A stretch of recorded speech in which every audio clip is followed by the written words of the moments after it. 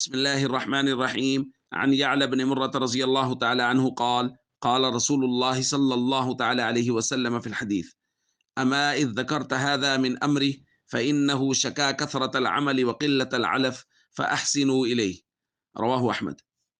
حضرت اعلیٰ بن مرہ فرماتے ہیں کہ ہم نبی کریم صلی اللہ علیہ وسلم کے ساتھ ایک سفر میں تھے کہ ہمارا گزر ایک اونٹ کے پاس سے ہوا، لاغر اور کمزور اونٹ۔ فلما رآہ البعیر، جب اونٹ نے حضور علیہ الصلوۃ والسلام کے چہرہ انور کو دیکھا، جرجرا و وضع جرانہ، وہ کچھ بڑبڑایا اور اس نے اپنی گردن زمین پر رکھ دی۔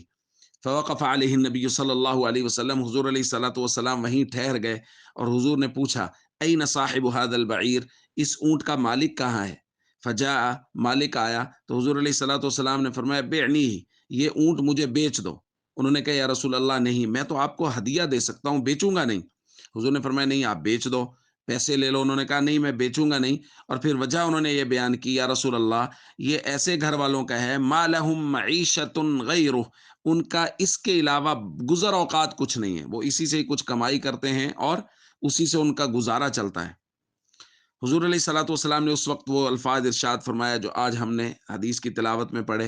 حضور نے فرمایا ٹھیک ہے، تم نے جو بات کی ہے وہ درست ہے، لیکن دراصل بات یہ ہے کہ یہ اونٹ شکایت کر رہا ہے کہ اس سے کام زیادہ لیا جاتا ہے اور اس کو چارہ اور گھاس وغیرہ کم دی جاتی ہے۔ پھر حضور نے فرمایا فاحسنوا الیہ، اس کے ساتھ اچھا سلوک کرو، حسن سلوک کرو اس کے ساتھ۔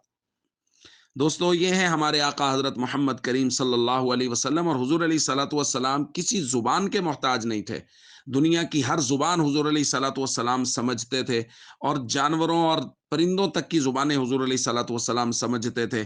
اللہ تعالیٰ نے حضور علیہ الصلوۃ والسلام کو بے شمار شرف و کمالات نصیب فرمائے تھے۔